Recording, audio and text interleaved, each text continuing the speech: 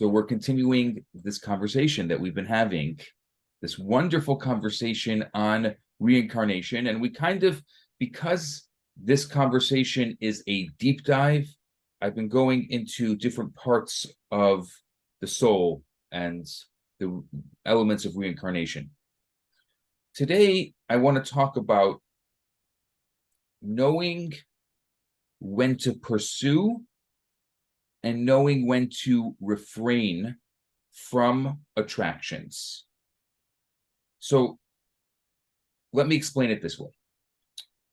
Most often, there are clear markers to separate a positive from a negative attraction or inclination.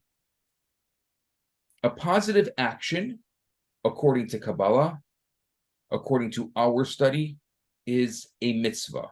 Or I would say more broadly speaking, an attraction that when followed brings about a greater sense of connection and unity with our deeper self, with not only our deeper self, but also with others, with creation, and then, of course, most importantly, with our Creator. A negative inclination or a negative attraction is what is called in Hebrew an avera, or I would say more broadly speaking, an attraction that when it's followed brings about more friction, more separation from our deeper self, more separation from others, more separation from creation, and even most importantly, more separation from our Creator. You see, though, occasionally, it's not so clear whether a particular action is a positive or it's a negative, and what the ultimate impact of a particular action is. Sometimes it's unclear whether you should pursue an inclination or stay away from that inclination or overcome it, overcome the temptation. We're not necessarily talking of a mitzvah or a sin.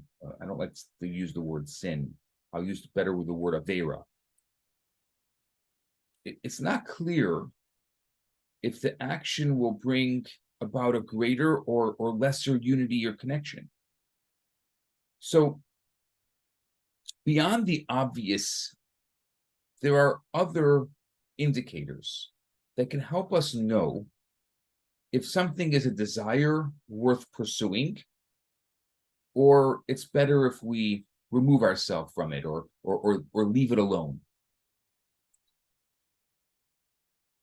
In addition to learning to become aware of the subtle sensations of feeling either contracted or constricted, or obviously expansive or alive on the other side, there's also, in a time of decision making, the possibility of taking notice whether the world around you is supporting or contesting your decision. Let me explain this practically, because I'm sure you're like, what is the rabbi talking about today? I'll explain it like this. Sometimes we make a decision. For example, we want to make a decision whether to buy a house or to enter a relationship with another person. And then, once that decision is reached, maybe even prior to that decision being reached, everything goes smoothly. There are very little bumps in the road. You feel like the world is on your side. The world is seeming to conspire to allow you to purchase the home or to get into this relationship. And sometimes the exact opposite is true. You make a decision to do or to buy something or to be with someone, and right away there's obstacles, there's hardships. It's a task that you didn't sign up for. It becomes extremely, extremely complicated. And you're asking yourself, all I'm trying to do is something good. Why is it so complicated? So overall, there are logical and spiritual certainties and logical and spiritual uncertainties. In simple terms, a certainty means that you know this is the will of the Creator. This is a mitzvah, or it's related to a mitzvah. It's a good deed, or it's related to a good deed. The uncertainty is when it's not in your realm. It's not connected to a mitzvah. It's not connected to the Creator. So let's go back to the home, for example. Let's just use this as an example today. You're wanting to purchase a home. If logically, emotionally, if mentally, if spiritually, it all makes sense, then you should buy the home, which means logically, you have the funds put aside. It's a buyer's market. You need to live near that home because of schools, because of education, because of family, because of community. Then at that point, you ignore the hardships. No matter what pursues, no matter what happens in the wake of your attempt to buy the home, even if it comes with great difficulty, if great challenges, you say, well, if it was meant to be, it would be much easier. No, you don't say that, because you're certain this is the right thing to do, and you don't allow uncertainties to guide you. But then there are times, again, using the example of buying a home or entering a relationship, where you're uncertain. There's not an overwhelming, logical, emotional, or spiritual argument to pursue this home or pursue the relationship. It seems so natural and easy, but it's not logical. And if everything around you seems to conspire to help you move along with the purchase of that home or the relationship, then you pursue it. It's a sign that you should follow the course. It doesn't make sense logically, but it just works. So when it's certain, don't let the uncertainties of the world distract you or dampen your enthusiasm. But when it's uncertain, use the certainty of the world around you to show you the way of what is right for you and what is not right for you, what you should do and what you shouldn't do. If you're uncertain and it's easy, or it comes with ease, move forward. If there are setbacks, if there are hardships if you're uncertain and there are setbacks and hardships, then you walk away.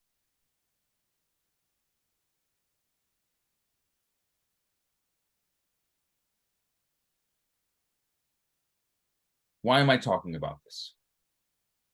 Why I'm talking about this is because when it comes to reincarnation, there's an idea of inheriting qualities from past lives.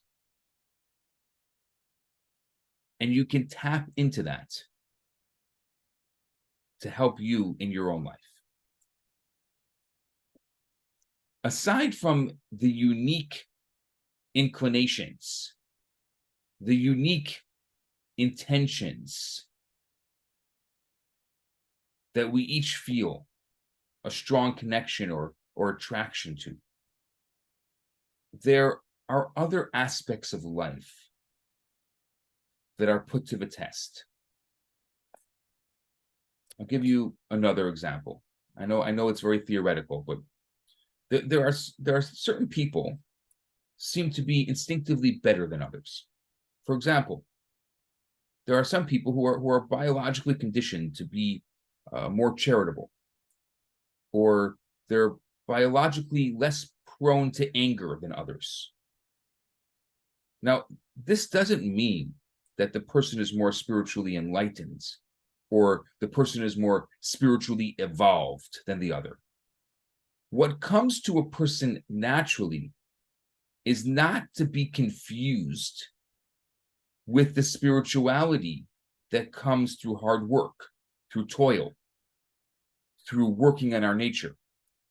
Good and natural, easy behavior is nothing more, according to Kabbalah, than a remnant of a past incarnation.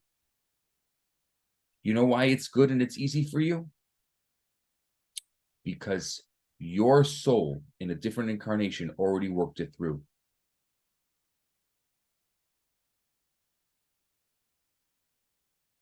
That's why it's easy. And it may not be as easy for me because my soul hasn't gone through that particular struggle yet. A soul that has achieved actualization in the area of charity, for example, in a past life, is going to find giving charity in the next life unchallenging. They're going to contribute and give with a sense of indifference. As long as they have the means to share, as long as they're not financially deprived, they're going to give. It's that simple. Where someone else may say, why are you giving so much to charity? And that person may say, what do you mean? It's obvious. Because there are people who are less fortunate and they need it. What's the question? Now, unarticulated sparks of the soul that return to this world recreate themselves to become complete in their 613 dimensions. Each mitzvah is a different dimension. 613 mitzvahs, 613 dimensions. Still, some measure of residue of a past life is left. The actions or the non-actions that come about with ease, without strong feelings for or against them, are the manifestations of someone else's effort in a past life. And that's why it's going to be easy for you, because your soul has a memory. Maybe it's not conscious, but it's subconscious. Your soul has a memory of those things that your soul has worked through before. Today, in the world today, the world that we live in, most souls are not one. They're not even two-dimensional. In general, the people in our world are very influenced by the world at large. They're multi-dimensional. They're trans-geographical. I would say that this statement is truer today than even 100 years ago.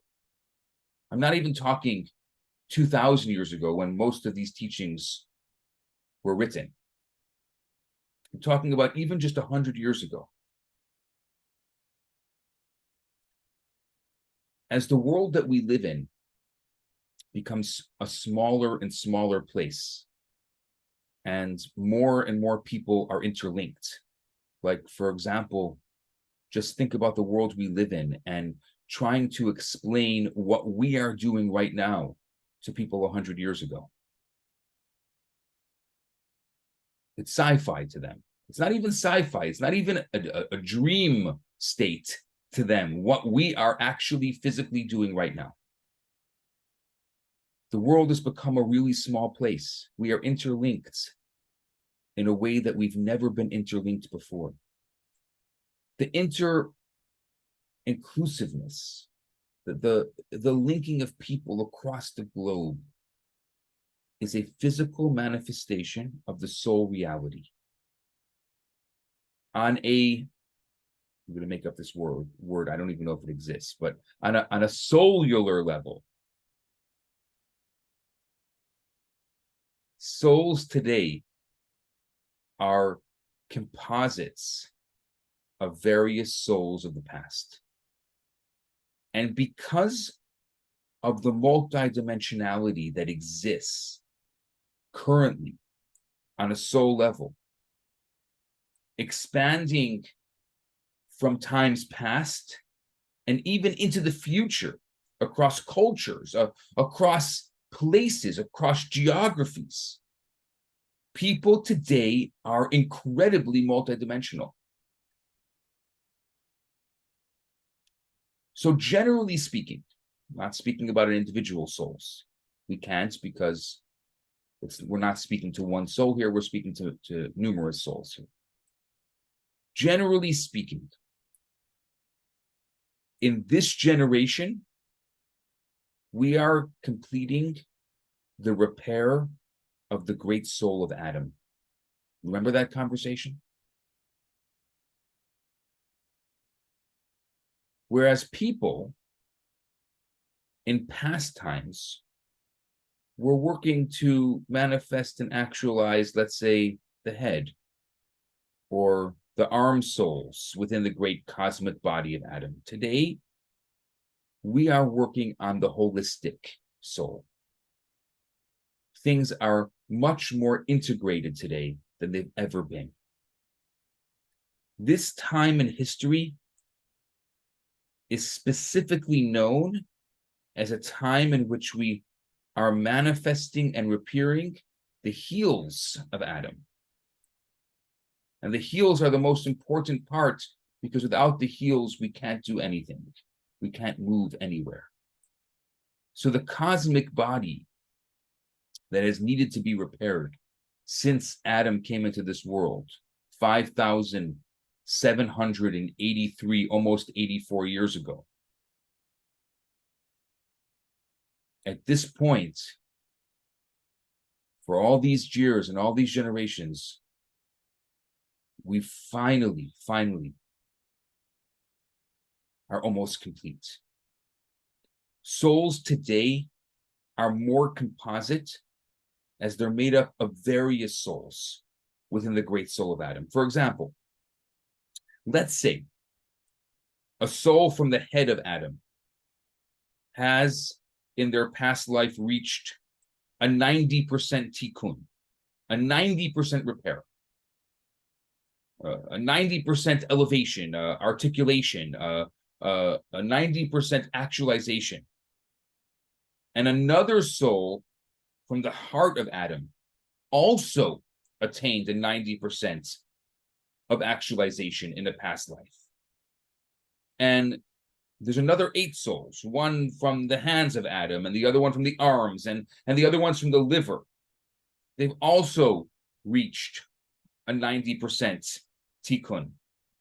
Then 10% taken from each of these 10 souls are now comprising one soul. And that is the shape of most souls today. We are made up of many, many incarnations. We're not one incarnation. We are many incarnations, because most of the souls that have lived in this world, they've done most of the work. We don't have much to do. This is how Kabbalah explains these souls that we have, that are called the heel souls. They're the final aspects within the great soul of Adam that need to be elevated. Combinations of small amounts of soul energy from various souls are what characterize the makeup of the spiritual makeup of souls today. Even though, and we've said this before, that each aspect of the whole is itself a whole. You can't have a piece of the whole. By having a piece of the whole, you have the whole. So even though we've said this and we know this, but every percent of the soul is a total soul and has the entire structure of the soul within all 613 dimensions. Still, this soul is called the healed soul. We are referred to in this generation as the heels of the Mashiach, because we are on the cusp of the great tikkun. We're on the cusp of the great healing for the entire world. We are called the last generation before the great redemption. The final letter in the name Adam, which is the Mem. Adam is made up of 3 Hebrew letters, the Aleph, the Dalet, and the Mem. So the final letter in the name Adam, which is the first letter of the word Mashiach. The final letter of Adam and the first word of Mashiach is the same letter, the Mem. We are at the end of one cosmic phase, and we are approaching the dawning of the next stage of humanity's spiritual evolution. Psychologically, there's something about this generation that is deeply, deeply connected with the heel. It's the heel because it carries the weight of the entire body. It feels all the pressure of the body. And to relieve the pressure, whether, by the way, that pressure is real or it's assumed, the heel likes to be massaged or touched or tickled. And we, too, are a people, a society that likes to be massaged. We want things to be smooth. We want things to be easy. We want things to feel good. At first sign that something is challenging, this generation somehow, I don't know what year it was, but someone told us that life is supposed to be easy, that life should not be challenging. And so if something is challenging, we shy away from it. We also love to be tickled. We have a collective sense of enjoyment in shallow and superficial things. That's what I'm talking about when I say the tickling. So we want things to be easy and we want things to be enjoyable, somewhat superficial. We want to be amused. We'd rather be entertained than educated. So because of that, and I'm not saying this on a specific level again, I'm generalizing here, but as a generation, our spirituality is generally very shallow. We want to be spiritually moved a little bit. But then once we're spiritually moved and we get the heebie-jeebies, we get the little tickle, we feel it in our heart, in our soul, then we move on with our life. This is the main klipa. This is the main concealment. This is the main challenge of this generation. Our collective challenge, according to Kabbalah, is to learn to overcome the shallowness and superficial elements of society in this world. But by the way, I know I'm being tough on you today. There's also a positive aspect to this ticklish nature. For just, I would say, just as the experience of being tickled represents a cheap and an easy way to be stimulated, we're also very easily moved and inspired. We can be whipped into a frenzy of fear or faith without much prodding.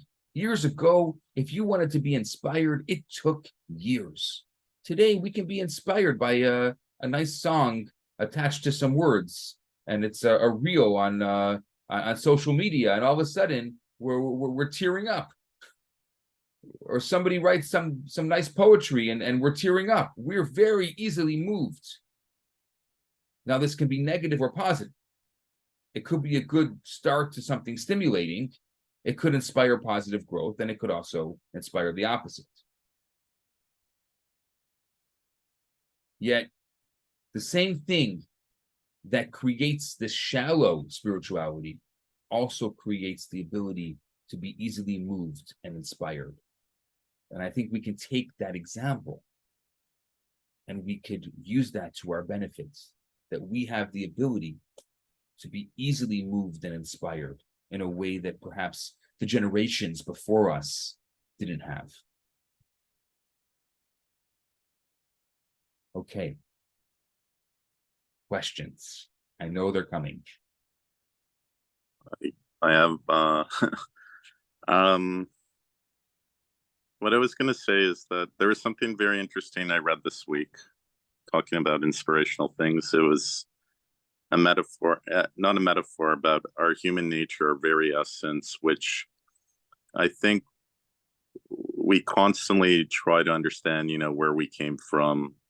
And there's something innate in nature, and it really much connects to the story of the Garden of Eden. If you look at birds flocking and one bird flies away from that flock, that's where, an anxiety or the shattering, or on your podcast, where you're talking about the shattering of glass, during a wedding.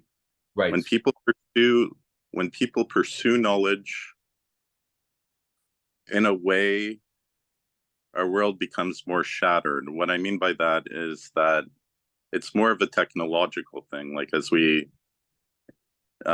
become more technological. And another thing that I came across this week that was kind of interesting was there's this whole concern about artificial intelligence and regulating it. But one, I thought it was a very interesting perspective, is that by some of these ideas of, creating human beings and putting chips in human beings, it's almost like we can lose our identity. So you have this sort of tug of war between rediscovering where we came from and technology that could put us into a very bad, dark place. I believe that every generation can become the messianic generation. It's up to us to figure out what we're all about. The problem is we're limited, and Maimonides points this out, is there's no perfection in this world, because you, as much as you're trying to do things and understand our nature even better, unfortunately we live in a shattered world. Yet Maora, I'll just specify, we live in a shattered world, but a lot of the shattering that is spoken of 2,000 years ago has been repaired. And that's what I'm saying today. I'm asking, but has it? Like, what we need to do more? We need to do more, but a lot of the shattering has been. So we have to know that we are on the heels of giants. There have been giants before us, and we collectively carry that. I don't even mean it in a negative way. I mean it in a positive way, that we are vertically challenged, but we stand on the heels of giants. I agree with everything you're saying, but I also think we're giants to begin with. Okay. I hear what you're saying. Okay. I got it. Okay, thanks. Yeah. Cheryl, please. I've been waiting a long time for this question. Who determines generationally who repaired what? And to say that you're talking current, we are repairing the heels of Adam. But if the Kabbalah was written thousands of years ago, is it continually being written? There are continuous, well, Kabbalah can only be taught by a teacher. It has to be passed down generation to generation, not necessarily in a book. We do have books, but in order to study Kabbalah, you have to study it from a person. And that person has studied it from someone else, who studied from someone else. And that is how it's called the Kabbalah. It's called a passing. That's the whole idea of it, is that it's passed from person to person.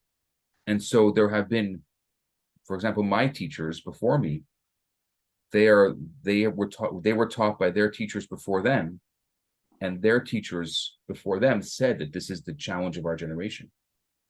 So when does I know this is a silly question that you probably can't answer, but where did our generation, quote, start? Like, was it our grandparents' generation that maybe repaired the liver, and people born after 1950 or whatever are repairing the heel? I mean, like, who determines what is a generation, and how do we know where we are? It's been determined by those who have, now, I mean, like any other study, you can agree or disagree with that particular I'm just determination. challenging it. Yeah, Yeah, I'm yeah. just challenging it because But there I'm have been thinking about great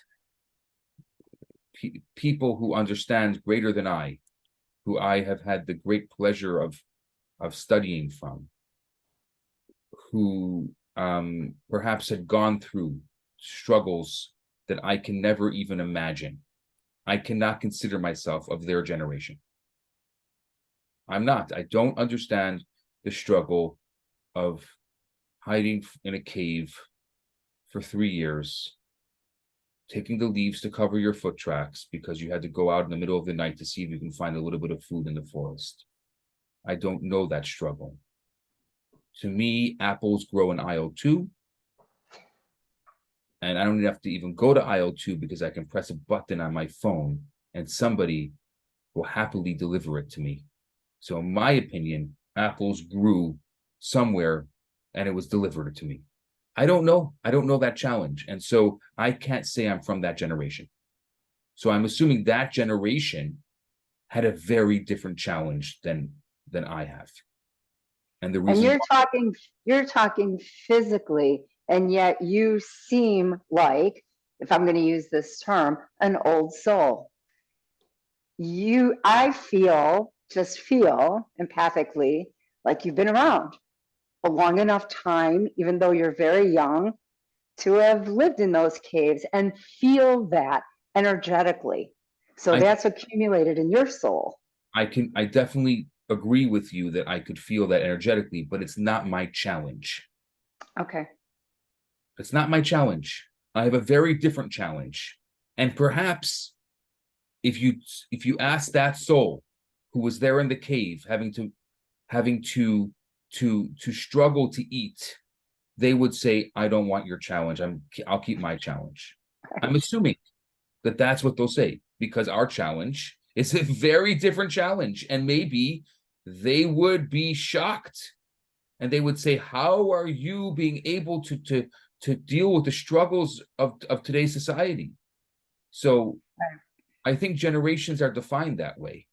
They're defined based on global challenges, the challenges of today. I mean, I'm not going to start going into geopolitics, but it's the warmest summer in history, in recorded history. I'm not going to say anything more than that.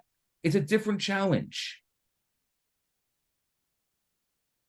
But Rabbi, is there a major connective challenge between generation to generation where we're trying to bring peace to ourselves, peace to this world? Yes, there is a connective challenge, but it's not the same challenge, which means they've gone through the challenge of hiding in the cave and looking for food. That's not our challenge. Yeah. I guess the difference between what you're saying, that I always understood Mashiach is like by a certain date, if we don't correct ourselves, there's like sort of a deadline on it. I don't know if, I mean, yes and no, but Total. I mean, Like, I look at the haven't gone. beautiful, look at what's going on. Look at what we're doing right now. Do you not consider this Mashiach? I All consider I'm this is a leaving this. Mashiach. We are Yeah. experiencing a Mashiach moment literally right this second. We are in the same room. We are experiencing this together, living in different cities, living in different parts of the world. Maybe we have a different definition of what Mashiach is, because I look at it's wonderful we can connect in different parts of the world, but I think it's sad that I don't get to meet you and see you physically But you do get in to, one world, in a you- world that doesn't have problems with, you know, war and whatever. That to me is what the Mashiach's all about, where money becomes grains of sand and mitzvot are no longer irrelevant because people have done, everyone's doing mitzvot. So it's not, I think that to me, you're when speaking we, linear. I'm talking about a fluid world, not a linear world. This is not, we don't live in a black and white world. We live in a world of technicolor. The same way Cheryl asked the question, how do you define a generation? I'm going to say the same question I'm going to ask is, Mashiach is not a linear moment. It's a fluid moment. but every, okay, I'm not going to challenge. There are elements. There is a very well-known Hasidic tale that's somebody came to the great Rabbi Zusha of Anapol, your great Hasidic master, and he said Mashiach came. And so he opens the window and he smells outside, and he says, "No, Mashiach's not here." And so the man asked him, "Why did you open the window?" Because he said, because he smiles and he says, "In my room, Mashiach is here."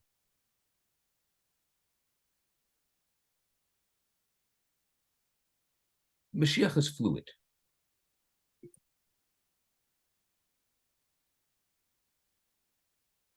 I agree. Like, I think I just think at every given moment our potential is so much higher. That's all that's where I'm and coming that is from. our challenge. You are now touching on the challenge of our generation. We're the And I'm heel. all generations have been challenged by us, this connective fluid thing. I That's don't what I don't know. I didn't live then. I can't speak for other generations. That would be misappropriation because I didn't live then. They had war. They had, you know, they had. It's But all in contrast to. we only know about those generations, and I'm sorry to cut you off, but we only know about those generations from the great people who wrote them down. One of the things that I worry when it comes to history is that we don't know history from the people like you and I. Right. We don't know history from the ordinary people. So I don't know if we can truly speak to the past generations, but I can definitely say that we can all speak to our lives and our world and our generation. And we have a unique challenge. I don't know if they've had it before, but I can tell you that we have it today. I understand what you. In one side, they lack knowledge that enabled them to survive. On the other hand, they were more in tune with nature. I would agree with that. Is where, like you said, you're not taking the apple from the tree; you're ordering it from you know. Right. Yeah. Yeah. I have a question. Please. I actually have a comment. How am I supposed to think about this generation that we're talking about? When out of 7 billion people, there's probably billions of people who are in a cave, who can't have delivery of an apple, who are fighting to get food for themselves and their family and clothing and just to survive, and people who are crossing water just to get somewhere else because they need to feed their families. I don't think that all that's going on is just in this bubble where we have tech and we can order Uber, and I just see there's so many things happening out there that have no ability to even think about things like that. And there's millions and millions of those people. I want you to look. At those people, I feel compassion. I don't know what to do. I feel compassion for them as well. I want you to take a look at a company called WaterGen. WaterGen is an Israeli company that has become the global leader in atmospheric drinking water. They created a machine that takes the condensation from the air and turns it into drinking water. And they have, with the help of great philanthropy, delivered these machines to third world countries, to people who don't have clean water. They're taking, through technology, they are taking drinking water from the air. This is an amazing example of our generation. Somebody cared enough about these people who don't have drinking water and figured out a way to take it from the air. You know the old joke, you can't make money out of thin air? We figured it out, and we're saving the world. This is, if you want to talk about, that would be a perfect example of the challenge of our generation that you are describing very well, and the solution of our generation. That we are able, from the first world, to send those people who need it so much drinking water by literally taking it out of the air. And I want to focus on that. And there's so many other examples. I just gave you one example, but I'm sure we all can do a little bit of research and find hundreds of examples like this. We are. And if we care about it, then we do something about it. That's the Jewish way, right? That's what we're talking about here, that it's not enough to talk about it. We have to do something about it. And there are people who have cared enough to do something about it. The people who are crazy enough to think they can change the world are the people who do. Steve Jobs.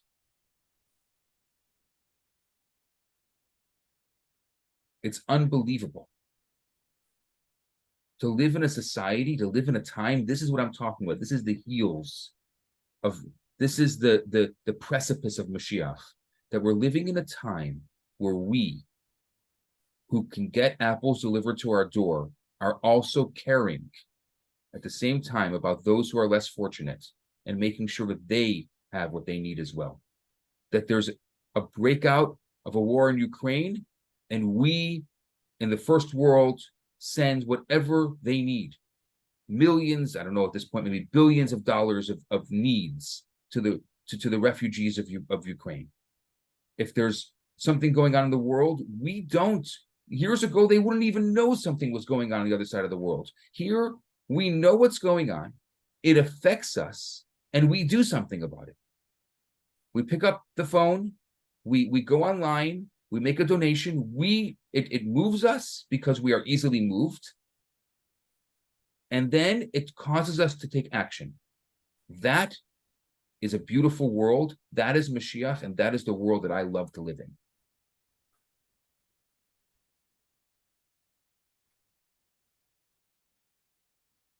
I hope that answers your question. Sorry, I'm so passionate about this because I think that this is we live in this amazing time. It's really unbelievable, this time that we live in. Julianne, please. Thank you. So there were two things I was wondering about. The first relates to what you were saying about making decisions and certainty, uncertainty, things going well, things going unwell, not so well, sorry. And I was wondering, well, what happens, or what would you say if at a certain point in time everything goes well, but the same decision, just you carry it forward another year and whatever time it is, and then at that time everything is an obstacle. So it's the same decision, but you at one point it goes well, another point it doesn't.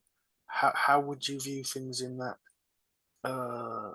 from that? If it's going well and then there's an obstacle, it's still going well.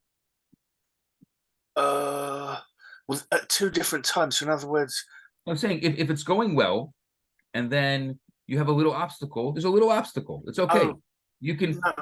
you can be challenged a little bit. That's okay. That wasn't it wasn't what I meant, unfortunately. I could give you an example, maybe that'd make it easier. Say in business and you get a lot of help one year and everything, I'm not saying it's ideal, but compared to the following year when everyone leaves and there's no, literally everything is an obstacle, whereas Right. before at least there was some. So 2 periods of time. The world is challenging you to innovate. It doesn't mean that the decision was right at one time but wrong at another time. Possibly. I think it's challenging you to, it's always good to look within and then to be able to grow. So it could be that, like you said, that the decision was right at one point and now it's not right anymore. And it could be that it's just you're being challenged to innovate in a different way. Thank you for clarifying and sharing your opinion and view of that. The other question is, it relates to what you were talking about with Mayor about the way that things have improved, that the souls have kind of rectified 90% of what was going on, what the sin was. But what I was thinking about was something I heard recently. I came across this person, YouTube videos of this person in Israel who is known as the Yanuka, which apparently means some kind of child prodigy. And people listen in Israel to him quite a lot within certain communities because of his knowledge of Torah and Kabbalah and maybe other subjects, which was at a very deep level and very comprehensive and wide as well, at a very young age. And one of the things he said in one of these videos was that once the temple was destroyed, I guess he means the second temple, he refers to it as the heart of the world. And he said that once it was destroyed, every day the world is worse than the previous day. So it's, how do you view or tie in that sort of decline? How do you marry that up with what you were saying about that we're rectifying? So it seems to be two different. Right. I don't know this Yanuka or whoever this person is. I'm happy to look into it. I'm assuming I don't want to speak without knowing exactly the context of what she's saying. So if you want to send it to me, I'm happy to look at it. And I'll try to find the context. Yeah. I'll try to find it. Thank you. You're welcome. Rima.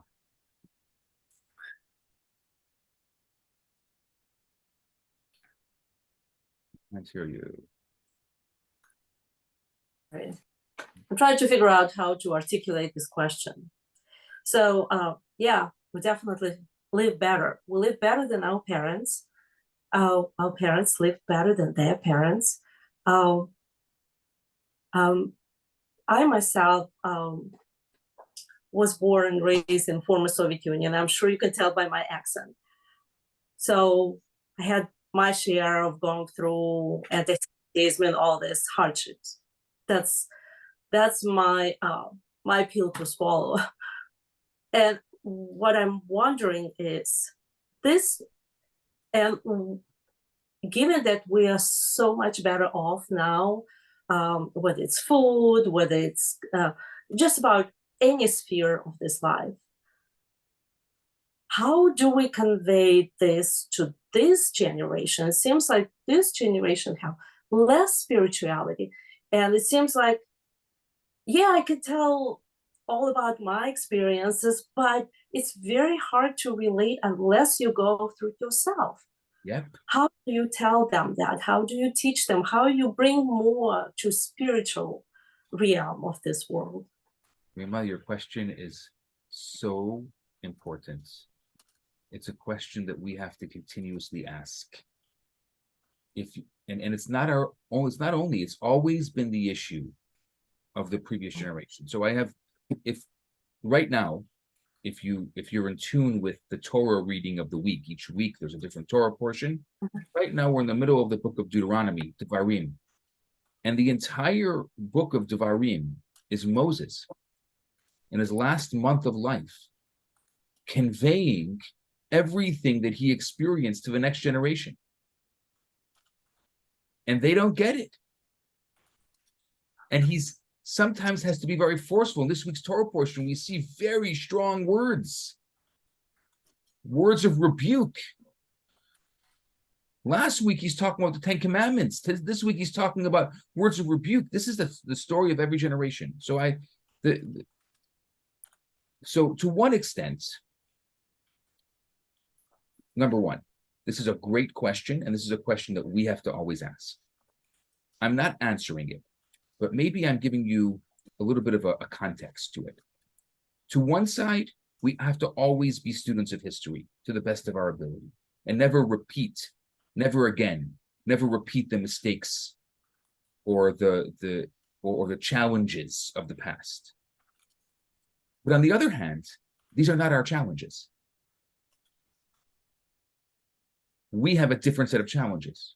So when we speak to the next generation, we're not speaking to them because we want them to know that we walked barefoot in the snow up both hills to get to school. That's not going to inspire the next generation. What we want them to know is that this should never be repeated, but they have a very different set of challenges, and they have a very different set of resources that they're going to need in order to overcome those challenges. I remember a couple years ago, it was, it was a couple years ago, it was the 80th anniversary of Pearl Harbor, December 7, 1941, right? So just 2 years ago. And they were asking a question in a lot of the papers. I had seen different op-eds with a question: would our 18-year-olds be able to do? I think it was June 6th, right? It was the Normandy invasion. Would our 18-year-olds and 19-year-olds be able to do D-Day? That's what it was. It was about D-Day. And I don't think that's a very fair question, because it's not the challenge of our generation. It was a challenge of that generation, and they were successful. We have a different challenge. And I want to teach my children to be the best version of themselves that they could be, not the best version of a previous generation. I like that. Yeah. That's striking the core, best version of themselves. Thank you. Okay. I would love to hear your golden nuggets, some golden nuggets. Jill, I'm going to start with you today. We want to hear some golden nuggets. Hello. Thank you. This was a wonderfully uplifting class. Not that they all aren't. I think my nugget is we can be inspired by many things. And I think to and I certainly have all the time, and it's yeah, sometimes challenging to stick with anything, but aside from that, to just take that moment once I get inspired by that song or that podcast or that interview, to ask those questions, you know, is this serving, is this in the service of tikkun? Is this to help the larger, and not just, you know, not to stay in my bubble of excitement, which I do, but to take that next step and to ask that next question and see where it leads. So thank you for this class. This was lovely. How about if we go to Jenna? Hi, everyone. Thank you, Rabbi. Such a great class and so much food for thought in this class. Something that is keeps becoming relevant for me in learning this week is the amount of presence that's required moving through life, and to encounter something and realize that this is a struggle or this isn't a struggle, and why is that happening, is something I'm thinking about. I will pass it to Alana. I'm gonna say oi. I'm not quite sure what to say. I was kind of where mom is in thinking, which is, you know, not all that positive, but I don't know what to say. I'm you know, because Rabbi, you said like we're on the heels of the Mashiach and it's the last generation before the great redemption. I'm not so sure. I think, you know, we have to do the best we can and we have our challenges. But I don't think we're in a better place in a lot of ways, you know, maybe personally. And also like to Rena's comment about like children and the next generation. I mean, according to my understanding, this next generation is not going to do as well as us. And they aren't. And, you know, there are many more challenges.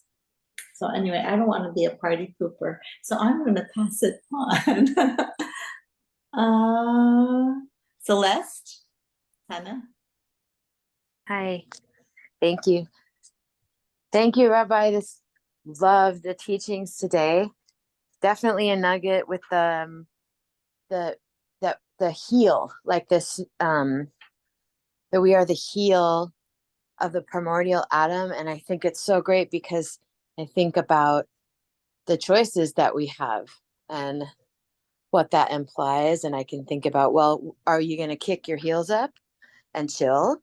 Or are you going to, you know, get off your tuchus and use those heels and be in the world of action? And I think I love what you said about the water thing, because it's a perfect example of utilizing the gift of having a soul in a body. And if there's something you see that you can do something about, like we say in the hip hop world of the 80s, don't talk about it, be about it. So thank you. Incredible today. And let's see, Kelsey, I'd love to Thank hear you. a nugget. Thank you. I always enjoy hearing your nugget, Celeste, or Hava. So yeah, a lot of good things today. What stuck out to me the most is if you're uncertain about it, walk away. If there's a lot of hardships happening with that, that just really resonated with me, and how important being decisive and certain about things, how important that is. Let's see, Julian. Thank you. My nugget was the same, the stuff about the decisions, certainty, uncertainty, things going well or things being obstacles. And I also noticed I had resistance when the rabbi said about that it might need, if there's obstacles at a different time, it might need innovation. And I thought, why have I got that resistance? And then part of me realized that thank God I've got imagination, but I don't know if I can apply that in a practical way or to practical things. But also, I think that when you have a lot of obstacles, it can be that you get into a frame of mind, a mindset where you can't see a balanced view or an outside view of what your situation. You can't see out the box, so you can't see the mindset you need to have in order to do that innovation or to allow your free association so your mind can apply things in different ways. So when you've kind of, it's like being in a pit. If like Jacob thrown in, Joseph thrown into the bottom of the pit. So if you're in the bottom of the pit, you can't see as wide and as vast as you can when you're just walking on the land. So if you're fallen into a pit because of all these obstacles, then it's really hard to see that way out. That natural flow of thought and ideas is interrupted. How you can apply that, but I'm not even sure I'm the right person to apply the innovation. That was another reason I think I had the resistance. So it was useful, not just the idea, but what the rabbi said about my question.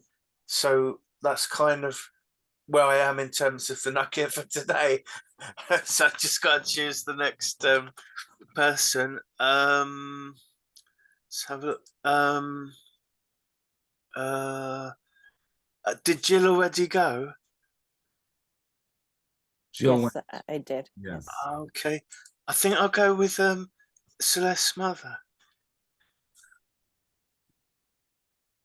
So I'm still with Alana here on some of this, and I don't feel like it's a negative thing, but first of all, thanks for prayers last week. I'm pretty sure they worked really well. But I see us, I'm going to change the bubble analogy. I feel like we're in a dome, and in that dome, we are in some ways privileged. And outside of the dome, there's millions of people who need our help. And Rabbi, I really like the perspective of that we're the generation who, because we know what's going on everywhere in the world, we do have the ability to do the best we can to help fix it. For instance, our ecology, there are people out there, there's this wonderful organization that is actually taking thousands of tons of garbage out of the ocean. It's amazing. It's like the water people. And I really enjoy that perspective because a lot of times I just feel a little bit overwhelmed by the things that are happening to human beings all over the globe. And it's really great that now I can see, wait a minute, because we are doing something when we can. And it was a good perspective for me to have instead of just, we'll never get this thing fixed. And there's people who can't eat. And so it's a good perspective for me to have. So thank you for that.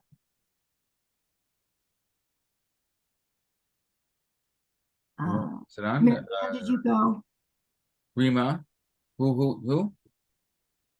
Who's here? Who hasn't gone? Rima didn't go. Cheryl didn't go. Cheryl, are you raising your hand? Go for it. Thanks, Mom. I'm kind of, excuse me, I'm kind of on your bubble side and thinking about that. But I also think about something that you said way back, maybe 45 minutes or so ago, about this generation being a little more sensitive to, maybe that wasn't the word you used, but inspired by a song, by a podcast, by whatever, than possibly our past generations. And I'm thinking, oh my God, I'm so emotional. I do. I get into even like stupid movie shows or something. I'm sitting there crying. Is it because I could relate to what's happening to them, or am I just more sensitive and emotional in my state? I don't know, but I do love the fact that we are all participating in the challenges of the world globally and helping repair it. That's what we are supposed to do.